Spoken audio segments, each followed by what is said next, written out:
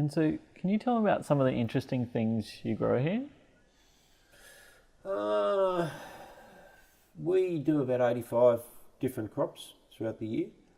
Most of them are Asian food oriented, I guess, tropical to subtropical plants.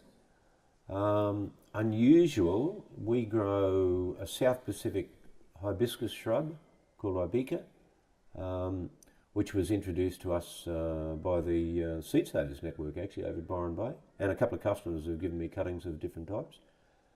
It's one we've introduced from scratch because it wasn't being grown or sold here before, and it's turned out to be a fairly popular one because it's a high protein leaf, Ibica.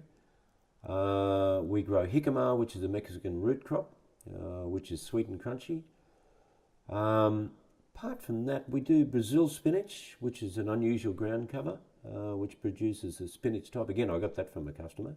Although since I found it all over the internet, and it's a fairly common plant, it's just that it wasn't being grown here all that commonly. They're probably examples of the more unusual ones, but then we do a lot of traditionals, like we do basil for the summer. We'll do okra. We'll do a few rosellas. We do a lot of perennial spinach. We do a lot of kale.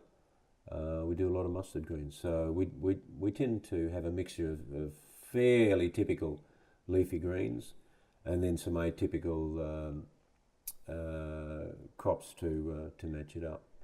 And I guess the other thing we do a little bit of garlic, but not a lot of garlic. We use it in some of our curry packs, garlic, but we also do a lot of turmeric. This heavy black soil, the one thing it can grow is turmeric. Turmeric's a fairly tough plant, and even if the soil tends to be fairly high clay and not all that probably conducive to growing a good leafy green, turmeric will still do well in it.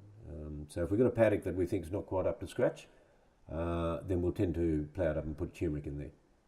It tends to be a bit of a soil improver anyway, it seems, but at least you know you'll get a crop out of that paddock, whereas you might not get a crop of basil out of it.